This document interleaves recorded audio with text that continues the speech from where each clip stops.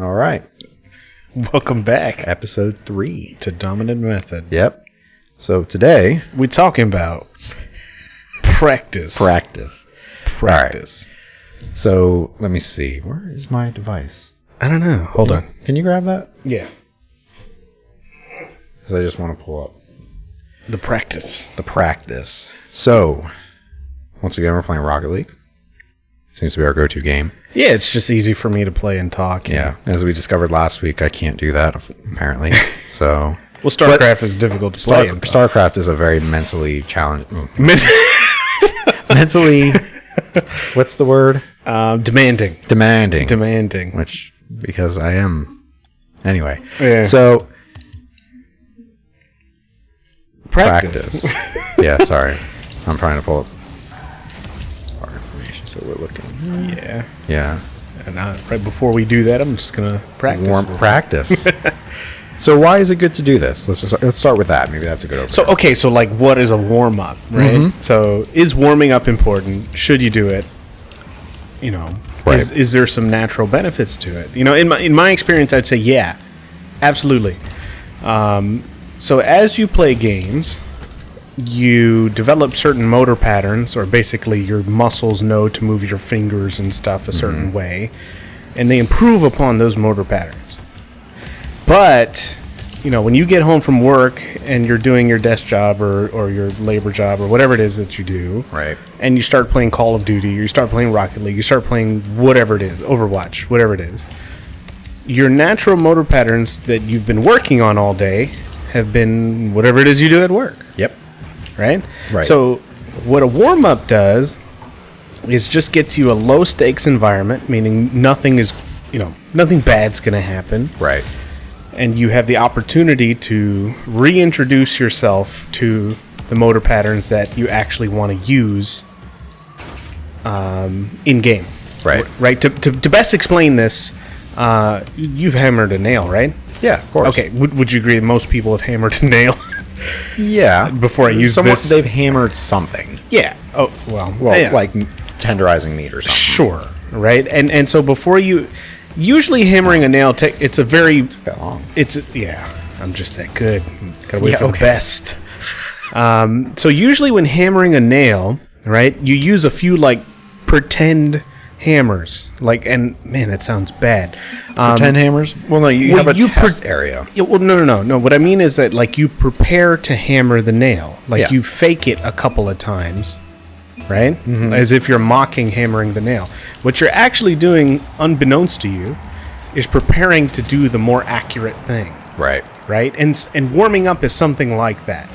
Right? You're not really going for 360 no-scopes and weird things. You're just preparing to do what you've planned to do. Right. Oh, dang. Wow. Oh, that was good. Yeah. And so that's generally why I think warming up is a good thing. Right. Is that something you do?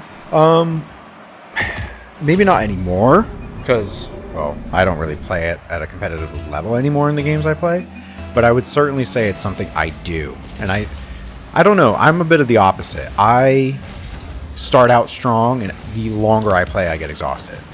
That's how I am. And I feel like because maybe I've automated so much of my gameplay that eventually I just get exhausted. So I know... Oh, you're playing Rumble. Yeah. So I know what things to do and what things not to do, so to speak. But like for a game like Rocket League, I definitely would warm up. I definitely do now when I do play. So. Man, something about the controller always feels a little slower to me on your system. I don't know why. I have a faster panel. Yeah, I didn't bother to check my actual settings. Maybe my refresh time is just faster or something. Not refresh time, but sensitivity, something about it. But I do use a lower sensitivity. I've always used lower sensitivity in pretty much everything I play. Right. Yeah, I guess for controls it can sometimes be good. It prevents me from backflipping unbeknownst to, or unwillingly wanting to backflip. But yeah, so control. Well, yeah. So for warming up, like you say, you start out strong and then you get real slow. Right? Yeah, for Unreal, I don't warm up. If I was going to play like a higher level competitive game, yeah, I would play like a round or two. Mm-hmm. But like free play in Rocket League's a little bit of a different story. You know, it allows you to have an arena to just practice movement in, whereas UT is unique targets. and it's hard to replicate a real environment unless you're actually just playing the game. Oh, okay. So You know what I mean? The scenarios are different. Yeah. Well, I completely agree with you there. So when does warm up differ from when warm up differs from the actual competition? Like if it doesn't look anything like the competition, then Is it even worth it? Is it worth it? I don't think so. Because No. you're preparing yourself for movements that you're not actually going to make. If anything, you're exhausting yourself for actual times when you're fatiguing yourself prematurely. Right. Yeah. It's so kind of like where if you work out, right, you're not going to start doing high repetition if you're going to be doing a higher volume, right? If you're lifting at a higher level, you're not going to do a bunch of low level weight and then, you know what I mean? Sure. Because you can't replicate the same intensity right. in pre-play. So obviously more specific play has to take place to call itself practice. I don't know if this game has the ability to practice with bots. Can you? You just have to set up a custom match. So if it's like an anything, exhibition. But the bots don't resemble people No, in any way. but they still replicate more than just free play. Right. You know what I I mean? guess so. They're more specific than just playing on your own and just practicing moves. Right. Yeah. And at least they can provide some sort of competition enough to get you at a point where you're maybe warmed up or something. You know what I mean? Where you feel comfortable. I don't know how to describe the feeling when you know you're ready to just actually play. And some people, like I watch a lot of StarCraft streamers, they will play like single player real quick, a single player campaign just to kind of get the map acclimated to the high action per minute required of the game, right? You know, remembering your hotkeys, and that was actually a pretty good Pretty save. awesome. What a save. So I think determining what warm-up is for you, it varies from person to person. Is that considered practice, though? In a way, it is. So I don't know. I think, well, if I go back to my initial description of warming up, like just getting used to the motor patterns that you weren't used to before. Yeah. Like prepping for what you're about to do. Established. Yeah. I don't think it takes a lot of time to warm up. No. But I think warming up is good even before you practice, right? Absolutely, yeah. Actually, now that I think about that. Because it's the same thing that you stretch before you work out, or you have some sort of routine, I guess you could say, that it's mentally preparing you. Where it's either physically. it's an incredibly light version of what you're going. Oh darn, that was bad. Right. It's an incredibly light version of what you're doing, just to get you prepared for what you're about to do, Right. and get you ready for the actual practice or the competition. Right. I would do more than just warm up before maybe for a competition I would just warm up. But if the goal was practice, because that's what we're talking about. Yeah, but like we're talking about forms of practice, right? Right. So warming up, yeah, technically is a form. How did you stop like that? Hit the brakes. That was weird. You like slid back. Yeah. It looked like lag almost, but that's probably something you've maybe practiced. Right. Yeah, that's something I've never seen in Rocket. Well, I don't watch or participate in enough Rocket League to say that, but What's the first thing on our list there? list in regards to practice. what do you think are the biggest mistakes when it comes to practicing any game? Biggest waste of time, so the question mark. Okay, so yeah, the biggest mistakes when it comes to practice. So I think a lot of times people get caught up in the tips and tricks category of practice, where they're more concerned about being cool than just getting good at the core parts of the game. Right.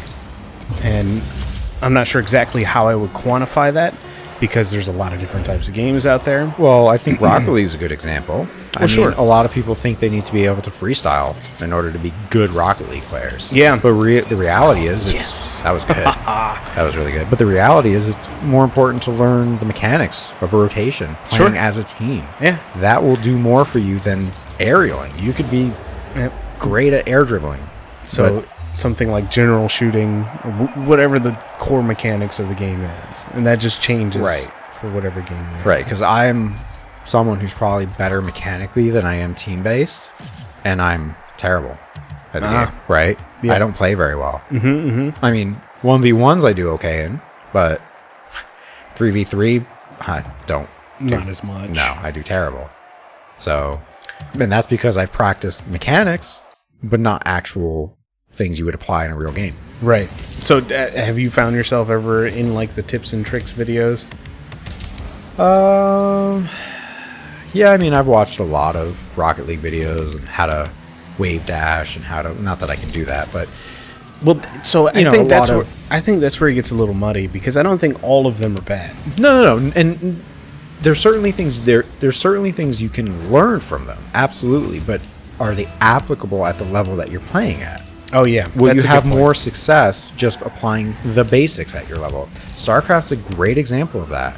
It's a lot of people try and replicate their favorite pro's build. Well, you don't need to do that to have success. You just need to be good at automating processes. That's basically what StarCraft is anyway, right. Or most RTSs. Learn how to do that. And that's a game that you can literally play by yourself and just practice.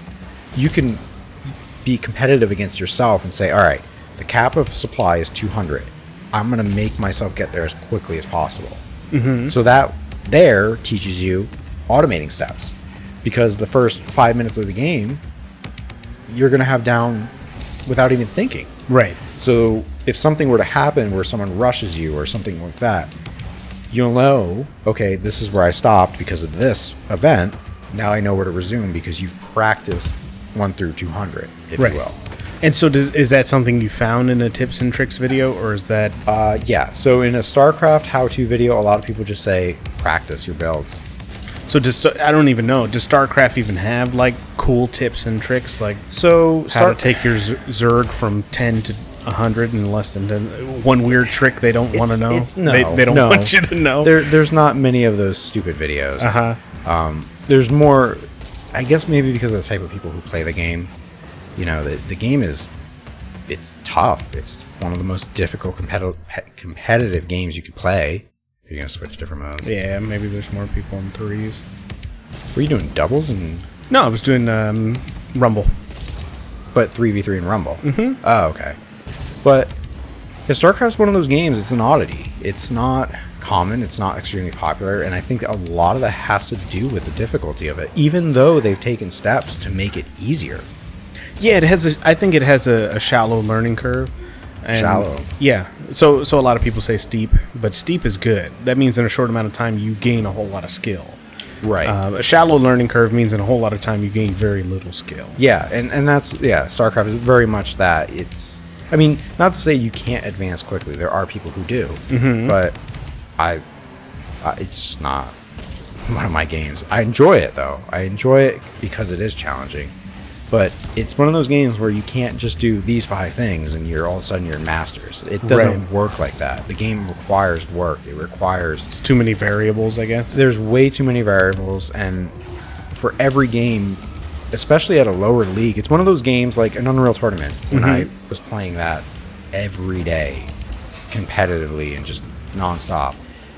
I would play with higher level, and I even know of other people who are starting to experience this now in other games, and it's very interesting to hear it.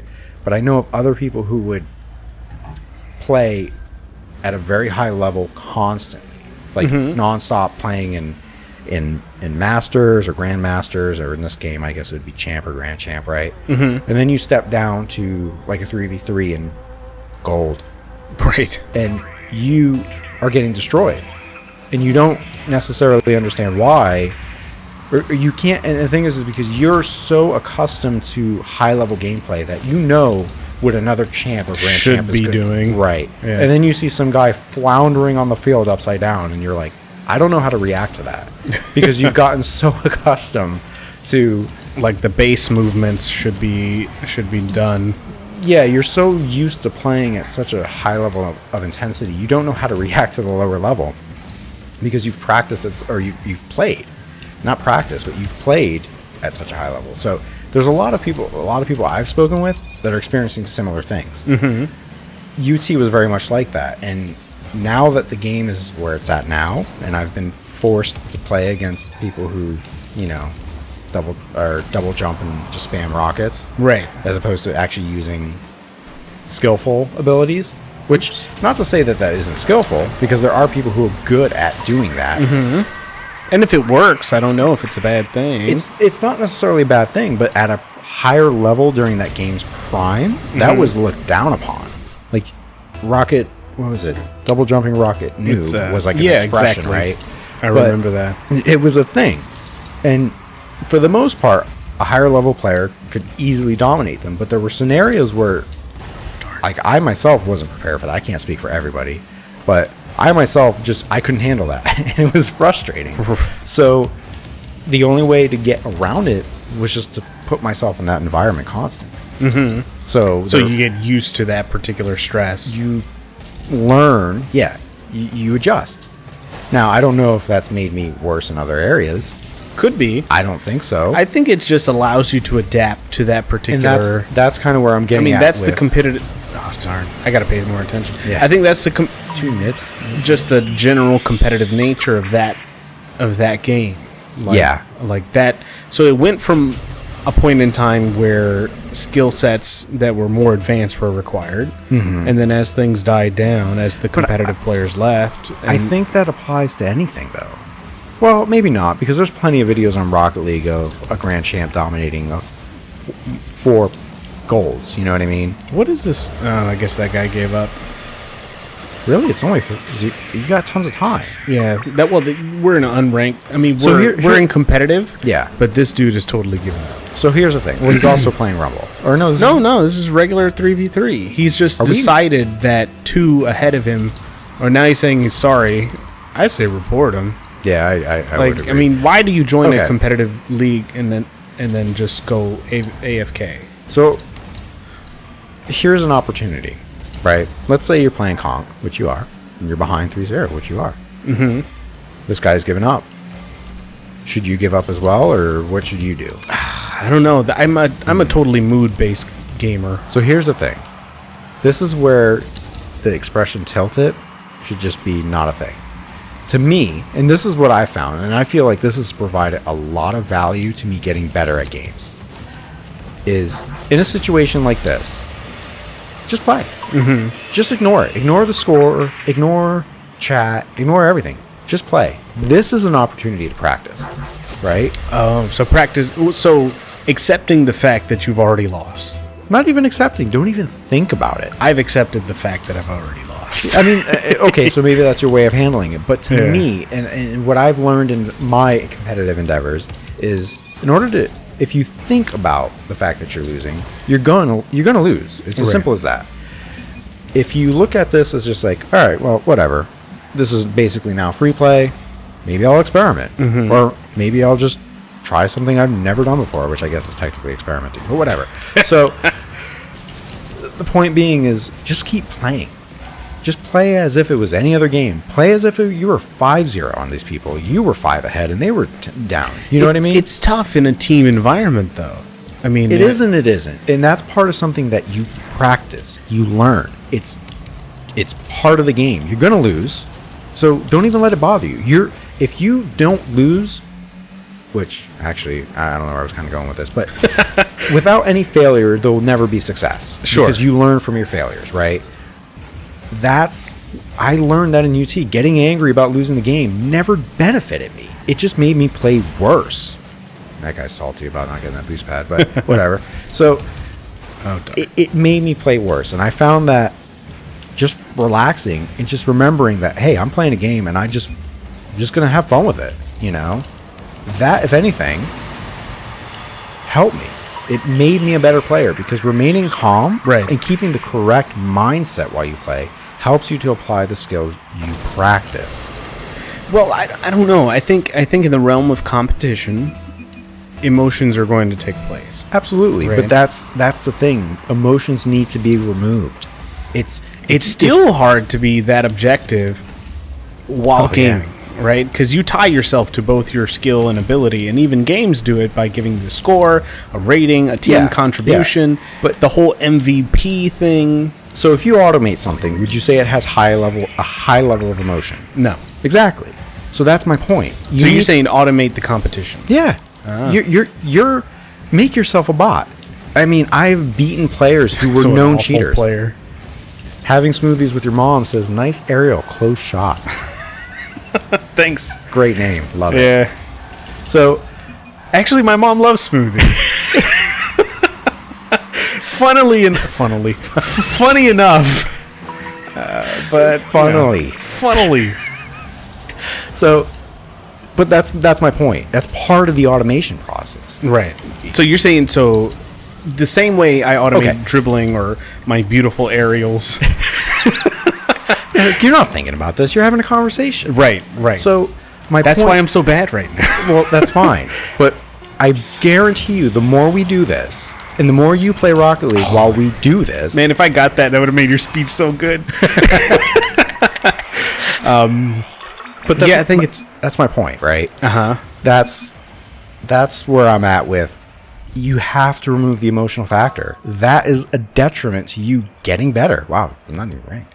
Yeah, well, this isn't mine. No, I know. But that's my point. It's amazing that golds just beat... I'm a champ too, and I just got destroyed by some golds. Yeah, but you're not... But that's the thing. You're not replicating your exact environment. Right. So... What's next on the list? Okay, yeah, we're way off. I don't even know where we're at anymore. But that's fine. All right. What do you think? I don't even know. We probably covered this already. Did I cut? Yeah. Go ahead and read it anyway. So what do you think are the misconceptions people have of professional play / practice? Okay. Yeah, so this kind of goes hand in hand with what we were just talking about. Yeah, because we were talking about... Well, not that I'm a professional, but whatever. No, but so we talk about the tips and tricks ideas of things, right? Yeah. And when you look at pros, and pros produce content, they make stuff, and they do, and they're good. Like professional players they're always good. Yeah. Right? I mean, they've already proved that by, like you said, by being professionals. Right. What I think, though, the misconceptions is that conceptions. Who's that Scottish guy that played James Bond? Yeah, isn't a wrong person. Oh yeah, I guess so. Yeah. Scoopin'? No, that's Matthew dead. No. Scoopin'. Scoopin'. With the goal. Matthew Dead was with the assist, or I guess DED is his clan. What a terrible clan. So anyway, a lot of people watch pros on whatever format they want to watch it on, and they think that, or they perceive that pros are constantly doing really cool things and not just fundamentals. Right. So in Rocket League, maybe that's something like freestyling or whatever. I don't even know if there's a cool thing in things like StarCraft. Yeah. I mean, they have, like, using maybe a disadvantaged system or whatever. There's a lot of people who have unique ways of winning. Let's just say that. Yeah. They use unique strategies, right? They're innovative, for lack of a better term. So I guess that in the StarCraft realm is considered cool because they come up with things. Oh, sick. That was good. Javier. Nice one. That was actually really good. Yeah, maybe not so much in StarCraft. Like, you can't showboat. Yeah, that's what I'm talking about. Like, showboating in such a way that you're trying to show off. And I think the misconception people have about the pros is that they're constantly showing off, or like they're doing something that's, so fantastic that that was awful. Man, we were all just really off. I say so fantastic, and we just do the worst thing ever. Yeah, that's so fantastic that no person can copy it, right? Right. And that's not bad. That's not bad. Yeah, not bad. We're gonna give a NB to that one. Not bad. That was a clan I was in. NB? Yeah, I can't repeat what that actually meant though. New business? No. Yeah, that's what it meant. Sure. So, yeah, I would agree with that. That pros are Bloom. So I would agree that sick. Is that, what a save! So I would agree that a lot of people are captivated by the flair of the way a pro plays, right? Right. So that could apply. That was pretty funny. That was a pretty good punt. That was a pretty good punt. So, can you? He says he meant boom. Oh, gotcha. Or they meant boom. Gotcha. Well, that was a good goal. It was absolutely a really good goal. So no. I guess I don't know. Is that no? Because you got a goal, and then he said bloom. Oh, maybe they're on a mobile device, and right. Bloom. Yeah, maybe they're on a mobile device and they're botanists, and they were talking about their flowers, and that just got caught up in it. Look, man, I was talking about blooms. Talking about practice. Yeah, so I think one of the biggest misconceptions is that people think pros are out there just practicing cool stuff. They spend a lot of time doing mundane things. I think it's the fundamentals, you know? They're like just grilling for a very long time at the very, I don't want to say basics, but just like the things that win games. Right. Position, understanding of managing your resources. In a game like this, it may be boost, it may be your position, it may be a handful of things. Right. Team dynamics and all that other good stuff. And I think that's probably the biggest misconception about pros and what they do in their, in their secretive practice. You know, their hidden asylums of excellence, you know? Right. And I think because a lot of people just see them do ridiculous things, and that's what they think they practice. It's really not. Right. It's and this gets back down to automation. A lot of practice is to build automation. Yeah, they want to get so good at things that don't matter. It's so good that it was great. So, but yeah, that's what I'm trying to get at, is you practice the automation. Automate as much as you can, because that allows you to do the superlative things without giving it much thought. Right. Or not saying you could spend more of your thought. Wow. What? You could spend more of your thought. Pinch in a dream is what that was. Yeah, that was pretty. Well, that was. Was it literally a pinch? Let's see. No, it was. Yeah, look at that. Oh, well. Yeah, I don't know. You want to silence that, buddy? That wasn't heard. I heard it. Oh, okay. I heard bing. You heard that. But practice. Yeah. All right. So we've covered like the big misconception is people think the pros are doing super fantastical things. And this game's, for people to understand this game, it would be practicing aerials all day. Maybe they do now. Yeah, well, okay. Right? So you've automated the basics, and now you need to automate the slightly varsity gameplay. Right. Which are just higher basics. Is Right. what that is. Exactly. So let's see. I don't think that gives. I think after a little while, that doesn't give you a huge marginal percentage. Right. Well, it's like everything. It's diminishing returns. Yeah, I think after you've done the, I don't want to say just basics, but I think after you've done the fundamentals of the game, right? Right. Everything after that gives you such a marginal advantage that it only matters after you've made it to being something of a pro. Right. Let's see.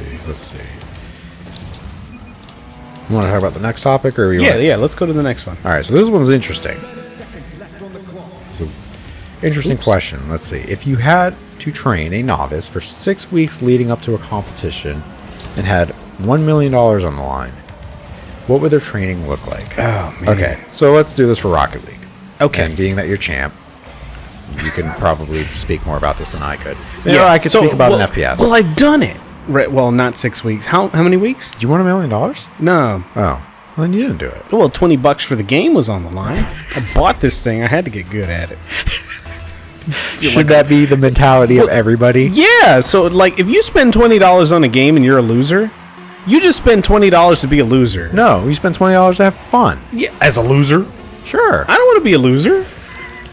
Like, okay, so it's a jock mentality, which I guess could be considered.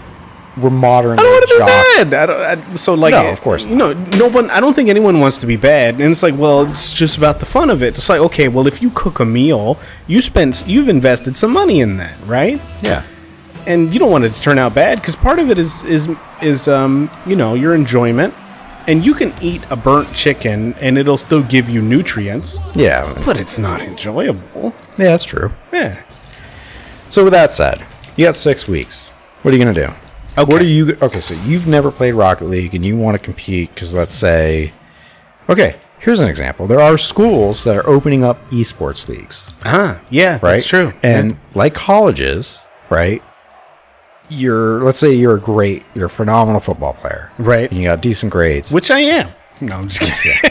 Well, phenomenal. So, do you mean football as in soccer, or do you mean... No, like NFL. Okay. So, right. So, let's say you're good, right? Mm-hmm. you got decent grades, and they say, hey, if you, I don't know how football works, so you're going to have to bear with me on this, but if you're a great player, right, if the coaches or whoever leads the team sees potential in you, they could say, hey, you could be eligible for a scholarship that could bring you to the next level in your football career. Right. Right. That's a thing. That happens, right? That's something that happens now if you're in college, right? Sure. That is starting to happen. As a gamer. As a gamer. Right. There are schools now that are implementing... Man, can you imagine getting a scholarship as a gamer? It's a thing. There is a school doing it. There are schools. Let me refrain. Well, that's awesome. So, first of all, like I wish that was something. So, you're at school, and this is announced to you. They're saying, "Hey, and you already play Rocket League, right? Or you play whatever. Let's just use Rocket League. Let's go Rocket League because that's what we're playing.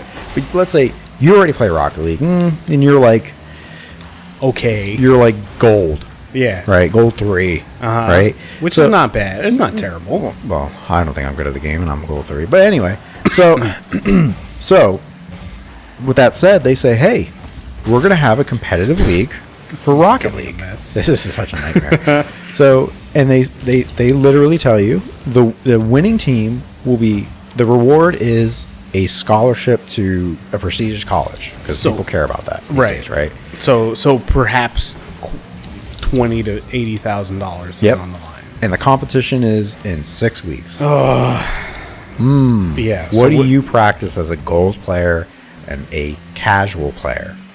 Okay. Right. So presuming I'm just a gold, so I have enough experience to know what controls are and stuff. Right. There's two things I would do. Right. So one is, this is only going to appeal to someone who's like, wow, I already play. Because if you don't play, how many people are really going to sit there and say, I should do this? I want to get better at it. Right. I want to get really good. Let me get into this. Yeah. I got 6 weeks. I'm going to go from 0 to pro. Not going to happen. So is the competition between another school, or is it between within people in your school? Okay, so people in so school. You don't know their skill level. Maybe your competition's bronze. Who knows? Right. But you obviously want to prepare and you have to give yourself the best chance. Yeah, absolutely. Right. So, okay, so looking at it like that, first I would try my best to study and know what I'm going up against, right? Okay. So I know all the core skills that I need. Does that make sense? Yeah. So if I'm going up against pros, I know that it's very unlikely. Oh wow, nice one. So the challenge with that is you're not going to be exposed to them until day 6 or week 6. Okay, so I don't know anything about them. Right. So you just need to get better. That's what it comes down to. Okay, so it's going from 0 to hero in 6 weeks. Yeah. Okay, so week 1 is mastering the fundamentals. And I don't think you have to play long amounts. No, I think here's how I would set it up. Right? Let's say you had 4 hours a day to practice. Mm-hmm. Right? 4 hours a day. I would do 20-minute increments and 20-minute time off. So you'd play 20 minutes of competitive gameplay, maybe 20 minutes of practice, and then 20 minutes of competitive gameplay, and then 20 minutes off. Right. And then you would cycle through those things while practicing the fundamentals. Mm-hmm. Now here's the thing. You would have to play as much of the game as it was going to occur.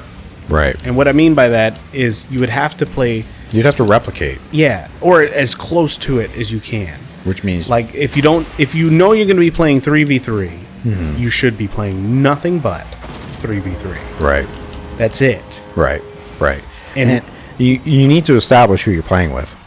Oh yeah, absolutely. Sure. I didn't even think about that. If it's a team-based thing, you need to establish who that team's going to be, who the team is, and that kind of brings me on to something I was going to talk about earlier, which is practice partners. Right. So let me get a drink and I'll be right back. Sure.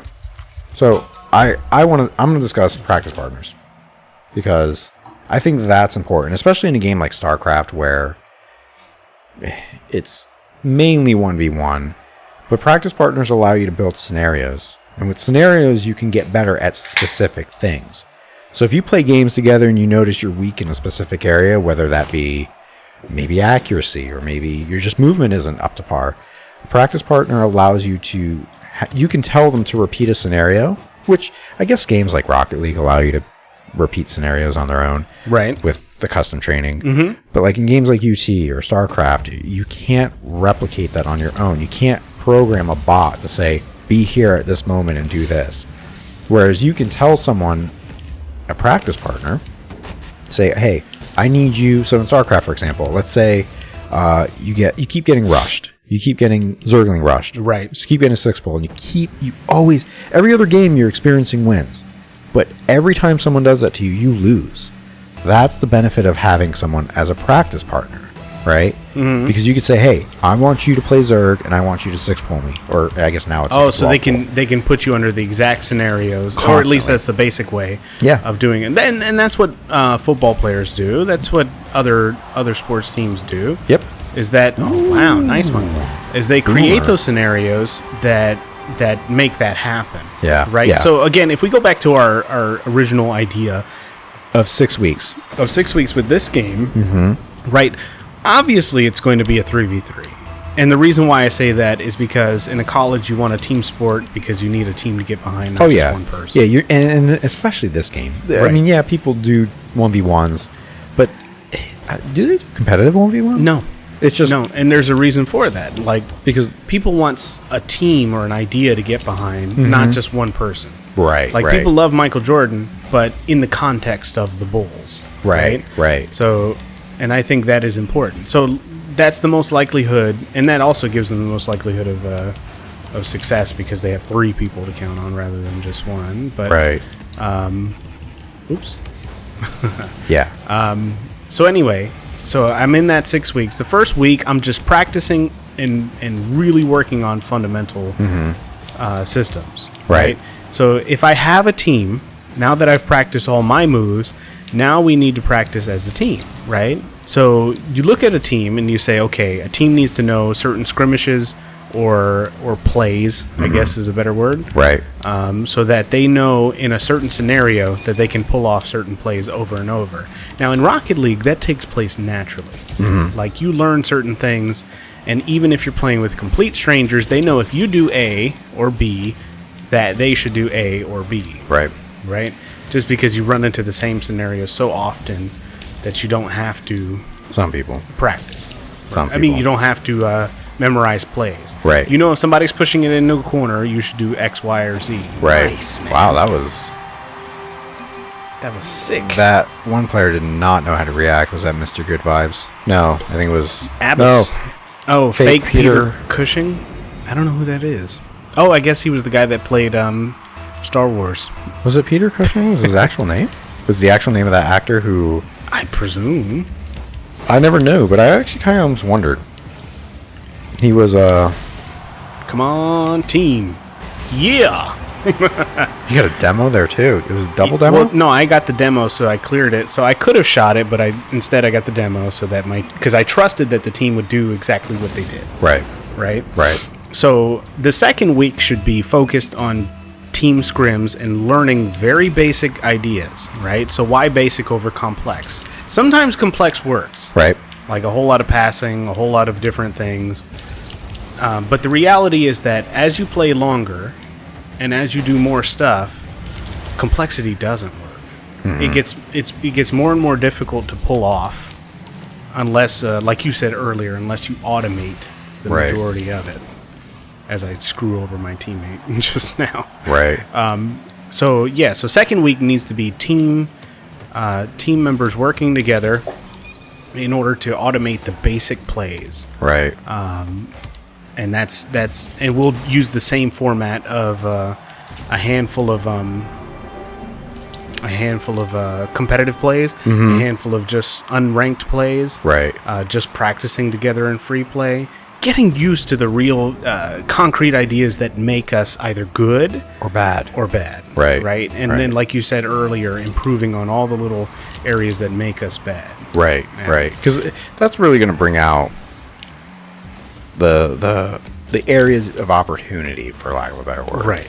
So, ooh, bit of an own goal there. Yeah. That's a shame. I like earning my goals. Yeah. Look at So TLDR for 6 weeks. Okay, so the too long for 6 weeks is practice the fundamentals on your own. Master them and know them better than, not better than, but practice them and know them just like you know how to tie your shoe. Yeah. Like where it's to the point where you don't have to think about it. Right. And then do that with a team. Yep. For all the next weeks. And do it under non-competitive play. Do it under competitive play. Sorry, teammate. And then, wow, you're still flying. And then just keep getting good at the basics. Just like how I... He totally took out your teammate. Yeah, he did pretty good. Okay. So, all right. So that's the strategy for 6 weeks. Right. That's how I would do it anyway. Yeah. I'm trying to think of how I would do it if I was starting out in UT all over again. We'll just take any... dang, I'm thinking about this too much. Take any modern shooter. And I think you might follow the same exact strategy. I don't know if it needs to change per game. Yeah, probably not. I mean, an FPS is a little more unique where you have to understand positional awareness and... Oh, you need that for this too. Yeah, that's true. That is true. You need it for any game. But understanding, like, the maps here are pretty much all the same, Oh, right? yeah, they're uniform. Yeah, whereas on Unreal, you're going to have to, like, for example, some people are better at ranking than they are at Under and vice versa. Right. So, well, Which okay. are two different maps in UT, by the way. But right. So so let me make this caveat. Like if you, and again, it's just about specificity. You need to ask what maps are going to be on the test, right? Because that's going to matter. Right. You know, if you're playing Super Smash Brothers, and you know that it's not going to just be Final Destination, which is just a flat map on every level, then you need to practice whatever maps they're going to do. And if it says it's random, you just need to practice against all maps. Right. Because the more you're prepared Exposed. for everything, and exposed to everything, the more ready you are for some random situation. Mm-hmm. Right. Yeah, I would agree with that. UT is one of those games, or any FPS really, is fundamentally based. You need to know what to do and when to do it. So the only way you do that is literally by playing the game. So I think 6 weeks you're not going to be pro. Sure. But you're going to be good. You're going to be a respectably good player if you just apply fundamentals in a disciplined way. So, well, that was all over the place there. So, and that's a lot of it too, is disciplining yourself, being able, and in a lot of ways you realize to get better is watching replays. Oh, yeah. Watch yourself play. You know, that was something I was going to mention. Thanks for bringing it up. Yeah, so as a team, you watch and just say, okay, you do this a little bit too much, and I do that a little bit too much. Let's try and either enhance it so that it works for both of us, or bring it down on either end. Right. Know? So I think replays are huge because you can really... And you have to be honest with yourself. I think it has to be with... I think if you do it with someone, though, you're more likely to really get something out of it because you'll possess 2 points of view rather than just your biased point of view of looking at your replay and saying, oh, it's his fault or their fault. Right. So I think that's good. I think that makes sense that you practice with the team, analyze gameplay with your team, and I'll provide yourself all with constructive criticism, because and what I mean by constructive is, oh, you suck. No, like, okay, hey, I noticed you missed the ball quite a bit, or you kept ball chasing. Yeah. Or, what was the big thing that was causing that to happen? Hey, you and I were both up. You know, my teammate and me were already up here, but you were up here too, and that kind of left us exposed. Why did you think that was a good idea? Right. I think some Scrum mentality might be good, or any agile development. Creating if anyone's cards. out there, if anyone's out there that knows about agile development, it's about analyzing actions and iterating on those actions. Correct. And improving them. Right. Yeah. So I think it's a process. Learning how to be good in itself is a process. Sure. You know, and I think part of the reason you've had a great measure of success in this game in a short period of time is you've applied things you've learned from other games. And that's all experience. Well, I think also very focused and very specific practice. Like a lot of people that I meet that have played up to the champ level or champ 2 or whatever it is, have so many hours of gameplay. And oh man, I'm sorry, dude. And it's because, I think it's because that they play so many different versions of the game. Yeah. Like, all I've done was play threes. That's all I did. Threes. Standard threes, and then 3v3 standard, or 3v3 solo. Smash. 3v3 Left the solo. game. Yeah, he got mad. Turned green. And 3v3 solo. That's all I've played. Right. And so you get good at playing what all you play. Oh, say that as I screw up biffed it right there. An easy shot. Yeah. So what's our next idea? Okay. So, our next idea. If you were to simplify it to its core principles, what would you advise to all gamers regarding practice? So this is a philosophy I've thought about for a little bit of time. So not a lot of time. And I think that all games have core metrics and mechanics that allow you to get better. At least competitive games, not creative games or single-player games, but generally competitive games or esports, I believe, are focused across three metrics, and that is movement, Yep.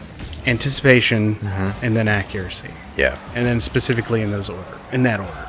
Yeah. Like, Yeah, you need to be able to move. I think, like, this game is heavily movement-based. right.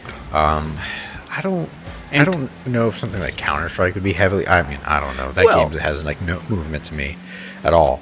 But that's also coming from arena shooters, so that's a bit unique. But in UT, movement is Massive. probably more important than accuracy. Yeah. You need to be able to move and move efficiently. So that comes down to, in a physical perspective, muscle memory. Training your hand how to move on the keyboard, right? And I basics like that. People don't think about things like that. So that's just one example. Wow, these guys are... They're just so polite to each other is what it is. Sorry about your teammate. Like, don't be a jerk, man. He's on the Emperor. He's on the Imperial side. They're not polite. They're supposed to be rude. That's what happens when you're dealing with a Colts fan. No, that wasn't even the Colts fan. Was it? No, I don't even know. that was I think Peter Cushing. Yeah. Yeah, he's supposed to be evil. It's like Darth Vader's like right-hand man, basically. Yeah. At least the actor is. Yeah, maybe the actor's polite. Yeah, maybe, I don't know. Right. So, okay, so not a lot of games have movement as their core category. Right. But, or at least it seems that way. To my knowledge, right? I don't know. I don't play Counter-Strike. I don't know. That's just one example, but maybe like Dota and other games. But I'm trying to think of StarCraft. So in any gun collecting game, right? Yeah. So Counter-Strike, Overwatch doesn't have gun collection. No, but it's still an FPS. Your and movement to getting to those guns, your movement to getting to points. Yeah, using the quickest path possible allows you to be the most effective or the most competitive, right? Right. That was pretty good actually. And I think those categories are they're exactly that. They're categories, and you kind of put your core fundamentals for the game in those categories, right? So it's maybe you might classify as, in this game, a lot of your stuff might go into the movement category, right? But it also might go into a different category. Right. Oh, nice one. Ooh. Right, so after movement, anyhow, I think anticipation is a massive thing to work on. I think, like, in UT or even in this game, whatever, anticipation is huge. As we just saw, two people fail to anticipate a pretty easy shot. Ooh. Again. But yeah, anticipation, I think, honestly, just comes from it comes from the hours in the game and just playing with other people. Yeah, like in UT, I know if I spawn here, I already know where you spawned. Oh, yeah. Well, yeah, you bring up something about anticipation, so that covers things like, when a weapon is spawning, when a certain buff for or DM, nerf. For deathmatch, you had to have your timings down. You had to know that, hey, I collected this weapon, so in 30 seconds, you had to mentally train yourself to count, basically. In 30 seconds, I know the weapon will be back up. Right. So I'll be here in 30 seconds to continue to starve my opponent. Exactly. That was the mentality in that game. That's and then you have to wait there, move around it, and so movement effective use of movement comes into play. And that's where movement came into play, because you wanted to do that with every weapon. Yeah. So that way they literally had nothing. You were weapon starving your opponent. That's part of the reason why I never really succeeded at DM, because I couldn't get that mechanic down. which is why something like TAM really really appealed to me. The guy bodied me. Yeah. Did a great job. And with the tackle. Yeah. So, speaking of football. Yeah, right. There you go.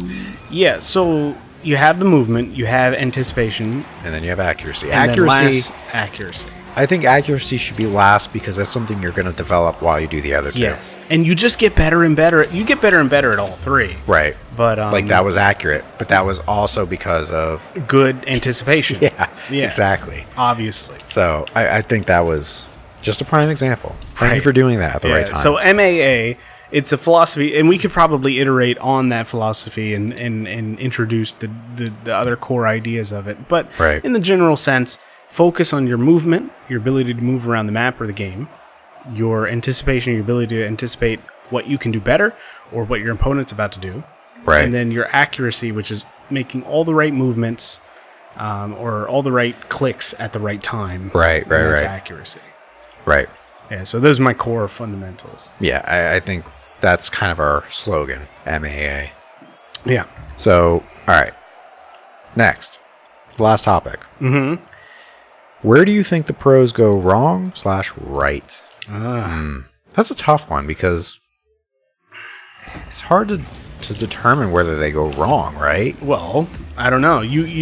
So you might think that, okay, just because they're a pro. So when you get into the pro level, what we're really asking is what separates the number 10 category from the number 1 category. Right. Right, because the pros they're not us. They're not number 788. And they're not number 1,000 out of 100,000, which is still pretty good. Right. But what separates them as pros? What do you think?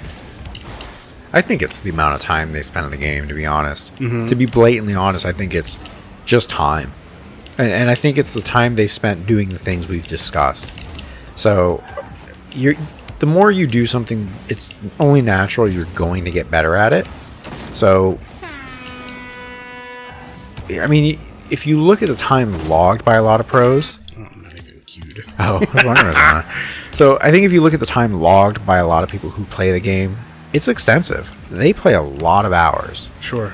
And anything people do on a professional level, that's usually their full-time job anyway. I mean, you call someone to fix your air conditioning in your house. That's what that guy does. All day. 10 to maybe 12 hours a day. And it's not cool. And every day.